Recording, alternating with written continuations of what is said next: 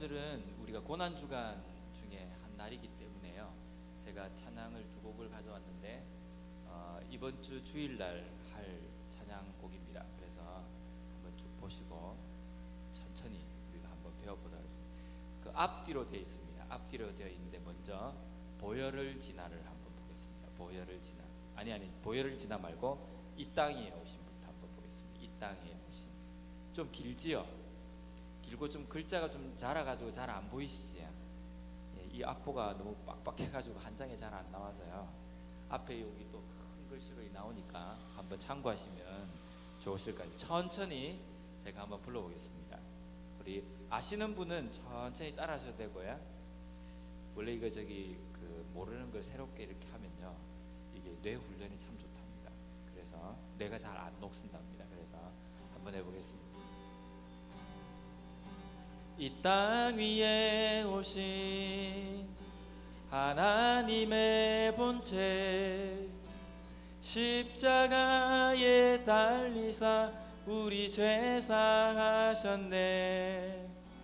하나님이 그를 지극히 높여 모든 이름 위에 뛰어난 이름을 주사 우리 예수 이름 앞에 저하고 뜬 입이 주를 시기네. 영광 중에 오실 주를 보리라. 선포해 왕께 만세.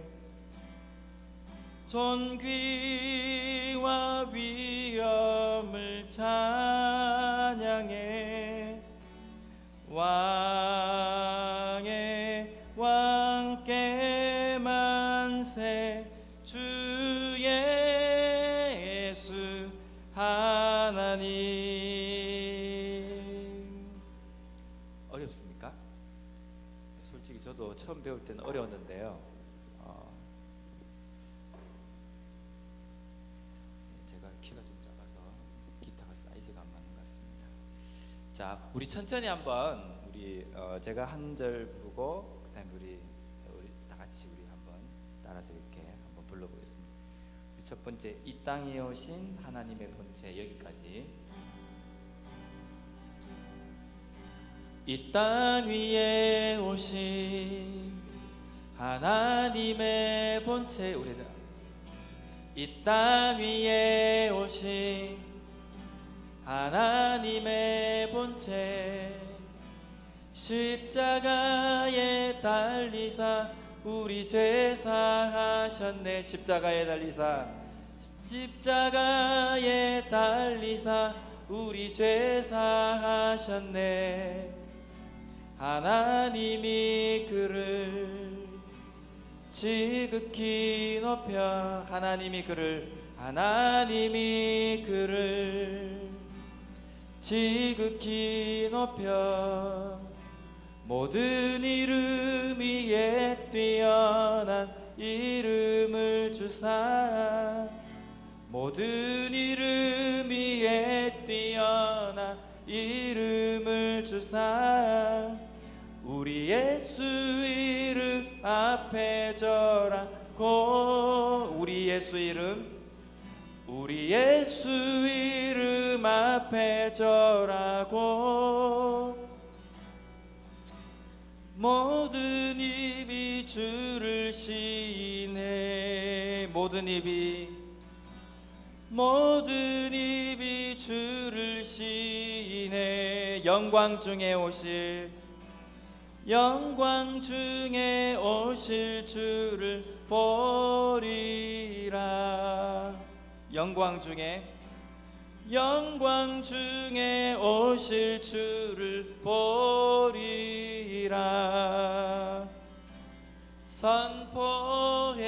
선포해 왕께 만세. 존귀 와 위엄을 찬양해 왕의 왕께 만세 주의 예수 하나님. 혹시 특별히 어려우신 부분 있습니까? 다 어렵습니까? 어떻게 좀 이제 조금 감이 좀 오십니까? 이번 주 주일날 이 찬양이 저는 개인적으로 참 좋아하는 찬양입니다.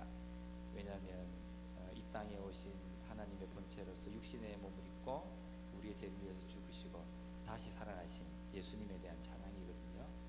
제가 이 찬양에 얽힌 그 감정도 있습니다. 근데 이 시간에 하면 시간이 좀 없는 관계로, 그래서 이 찬양을 이번 주 주일날 할 때 우리 실버대학교에 참석하신 어르신들은 자신 있게 일어서셔서 부르셔도 좋을 것 같습니다. 일어서서 손을 들고 부르셔도 주일날 하실 때. 우리 다시 한번 해볼까요? 천천히 한번 해보겠습니다. 아침이 되니까 높은 곡은 제가 목이 쉬어가지고 안 되네요. 이 땅 위에 오신 하나님의 본체, 십자가에 달리사 우리 죄 사하셨네. 하나님이 그를 지극히 높여 모든 이름 위에 뛰어난 이름을 주사 우리 예수 이름 앞에 절하고 모든 입이 주를 시인해 영광 중에 오실 주를 보리라. 선포해 왕께 만세 존귀와 위엄을 찬양해 왕의 왕께 만세 주 예수 하나님. 2절 한번 해보겠습니다. 우리 고대하네 주님 오실 그날 다시 사신 왕의 영광 이 땅을 비추네. 사단의 권세는 주 앞에 무너져 생명과 진리의 주 권세 가장 높도다. 우리 예수 이름 앞에 절하고 모든 입이 주를 시인해 영광 중에 오실 주를 보리라. 선포해 왕께 만세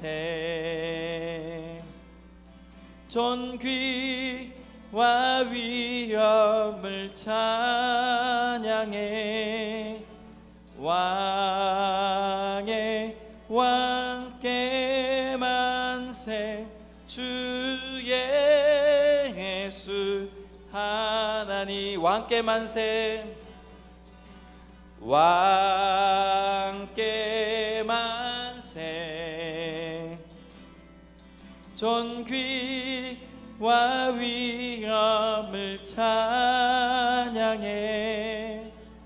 왕의 왕께 만세 주 예수 하나님.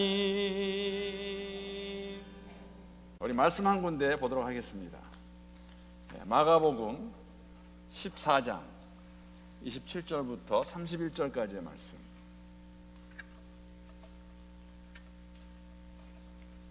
제가 스크린에 올려놨습니다. 우리 한번 함께 한 목소리로 같이 읽어보면 좋겠습니다. 시작. 예수께서 제자들에게 이르시되 너희가 다 나를 버리리라. 이는 기록된 바 내가 목자를 치리니 양들이 흩어지리라 하였음이니라.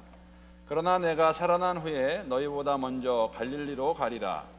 베드로가 여짜오되 다 버릴지라도 나는 그리하지 않겠나이다. 예수께서 이르시되 내가 진실로 내게 이르노니 오늘 이 밤 닭이 2번 울기 전에 내가 3번 나를 부인하리라.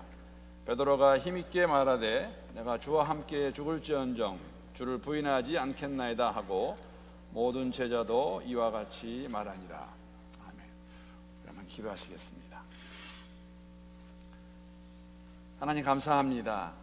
오늘도 저희들에게 새로운 하루를 선물로 주시고 호흡할 수 있도록 복 주시고, 특별히 이번 주간 저희들 고난주간으로 지키면서 그리스도의 십자가의 사건과 부활을 기다리면서 다시 한번 저희들의 삶의 모습을 돌이켜보는 가운데 주님이 원하시고 기뻐하시는 삶을 살 수 있는 우리 모두가 될 수 있기를 간구합니다. 오늘 이렇게 함께 모여서 실버대학으로 우리가 찬양 배우고 또 말씀 듣고 또 우리가 강사 장로님과 목사님 모셔서 함께 시간을 보낼 때에도 성령 하나님께서 우리 모두에게 꼭 들어야 될 그러한 주의 말씀, 또 들어야 될 말씀 전해주시기를 기도합니다. 주 앞에 온전히 올려드리며 예수님의 이름으로 기도합니다. 아멘. 이번 주간이 고난주간입니다. 다 아시고 계시겠지만 예수님께서 이 땅에 오신 그 이유와 목적을 저희들이 다시 한번 기억하면서 그 의미가 무엇인가 이렇게 생각해보고 또 회개할 거 회개하고 또 다짐하는 그러한 주간입니다. 오늘 이 본문 말씀도 저희들이 고난주간에 있었던 그런 사건 중에 하나로서 참 잘 알고 있는 그러한 이야기입니다. 요 바로 전의 사건은 굉장히 좀 슬픈 이야기죠. 여러분 기억하실런지 모르겠어요.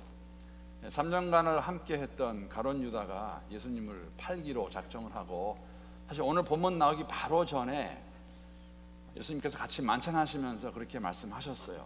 너희 중에 누가 하나 나를 팔 것이다 했을 때 제자들의 반응은 그런 반응이었어요. 나는 아니죠. 그러나 우리가 알고 있는 것은 그 말씀을 듣는 제자들 가운데 마음이 찔리는 사람이 있었다면 분명히 가룟 유다였을 것입니다. 왜냐하면 바로 전에 나가서 대제사장들과 벌써 협약을 맺었어요. 계약을 맺었습니다. 내가 예수를 너에게 넘겨줄 테니 나한테 은 30을 달라 준다고 말을 했죠. 그래서 이미 계약이 된 상태에서 함께 만찬을 나누는데 예수님 그것을 아시고 다 알고 계셨죠. 그렇게 말씀하시는데 제가 교회에서 주일날도 말씀을 드렸지만 우리가 한 가지 오해할 수 있는 것은 뭐냐면 가룟 유다는 예수를 팔려고 세상에 태어난 사람은 아닙니다. 그렇게 될 수는 없습니다. 왜냐하면 예수님께서 하나님 모든 사람을 다 창조하셨는데 가룟 유다는 창조한 목적이 예수를 팔게 하라고 한 것은 아닙니다. 결과를 놓고 보았을 때 예수님 하신 말씀은 이러한 삶이었다면 나지 않는 게 좋을 뻔하지 않겠느냐, 그런 이야기죠. 3년을 함께 했지만은 우리가 알고 있다시피 가룟 유다가 가지고 있던 아마 메시아의 그러한 이미지는 이러한 예수는 아니었던 것 같아요. 그래서 그를 팔기로 하고 그가 나간 다음에 이제 예수님께서 하시는 말씀이 바로 이 내용입니다. 그런데 예수님께서 굉장히 슬픈 말씀을 하세요. 내가 곧 죽을 텐데 너희가 다 나를 떠날 것이다. 여러분 그 이야기 만약에 여러분과 제가 그 당시 그 자리에 있었다면 어떻게 받았을까요? 굉장히 상심됐을 거예요. 아니 우리가 3년을 쫓아다녔는데 왜 예수님 우리에게 이런 말씀 하시는 건가? 다 나를 버릴 것이다. 그랬더니 우리가 잘 알고 있는 그 제자들 가운데 우두머리가 되는 수장이 되는 베드로가 담대하게 말하죠. 아닙니다. 다른 사람이 다 버린다 할지라도 나는 버리지 않을 것입니다 라고 그렇게 말을 합니다. 그러한 베드로의 답에 저 같았으면 좀 칭찬했을 것 같아요. 아 그래도 너는 정말 참 다르구나. 근데 그러지 않으세요. 뭐라고 하냐면은 그래? 베드로야 오늘 밤에 내가 나를 3번 부인할 것이다.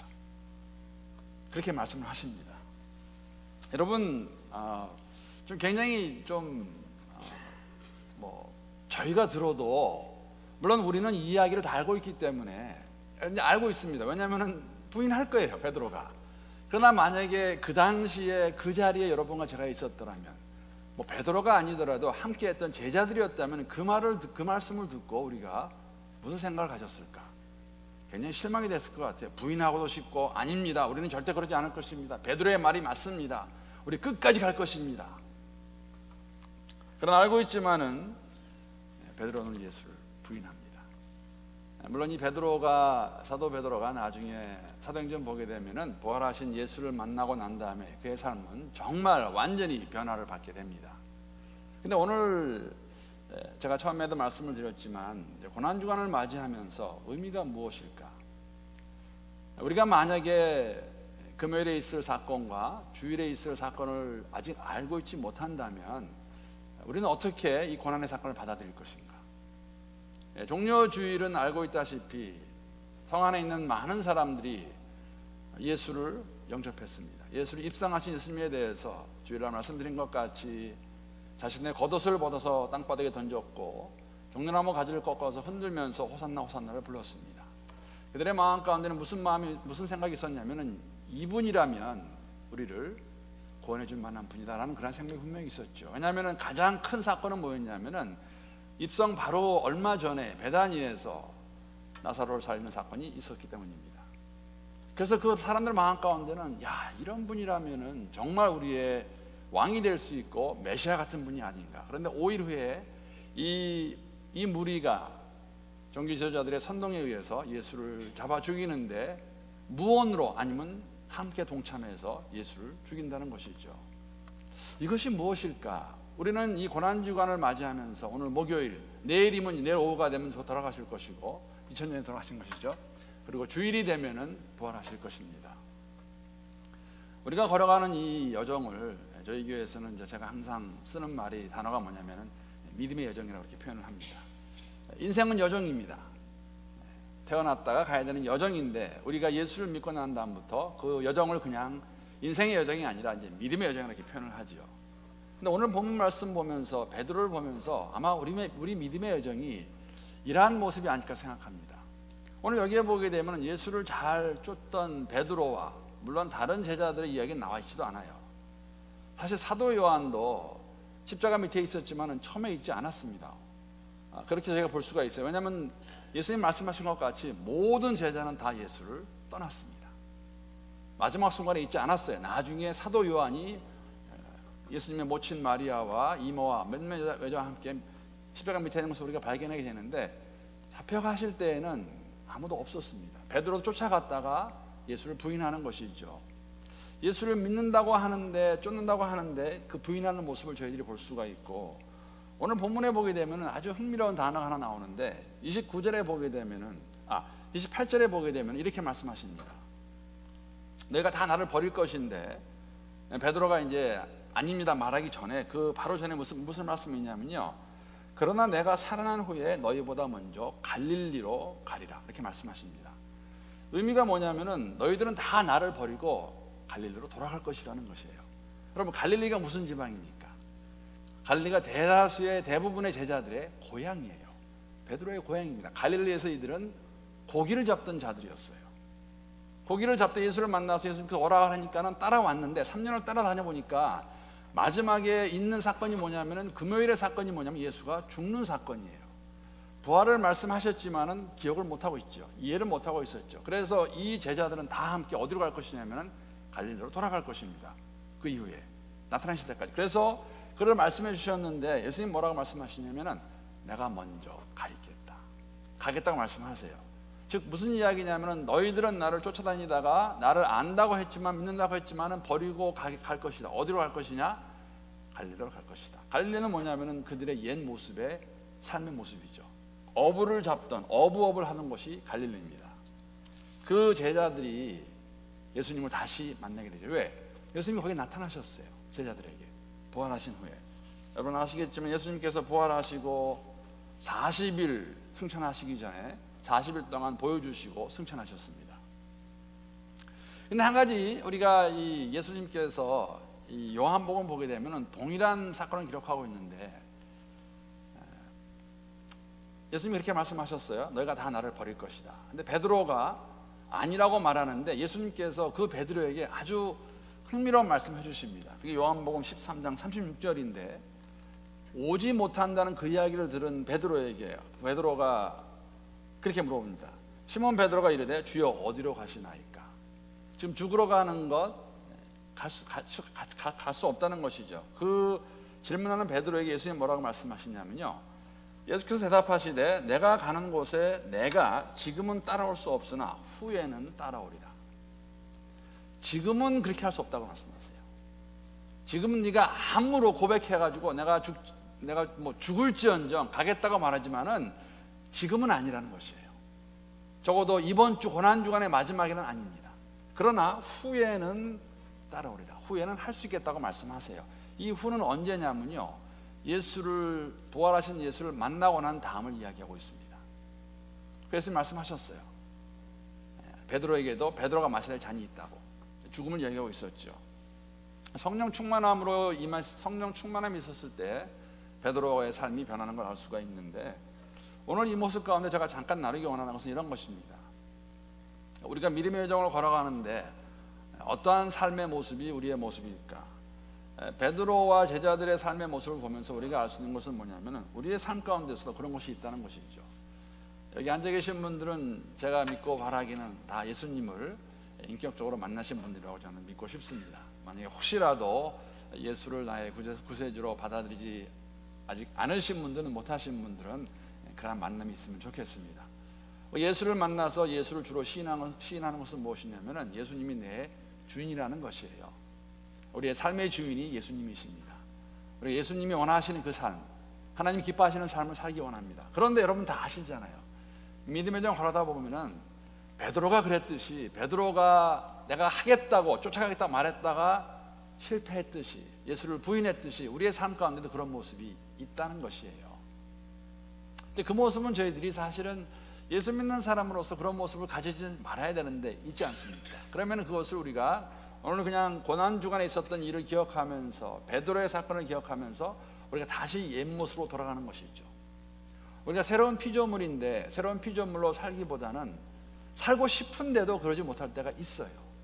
여러분, 베드로가 예수님께 내가 예수를 끝까지 쫓아가겠습니다 한 것은 그냥 말만은 아니었을 것입니다. 정말 그 당시에 그 마음은 그랬을 것이에요. 그런데 막상 잡혀가는 예수를 보고 십자가까지 가게 되니까는 제가 볼 때는 두려웠던 것 같아요. 그 여종 하나가 너도 같이 있던 자가 아니냐, 그 말 한마디에 그걸 그냥 부인해버려요. 아니, 나 아니었어.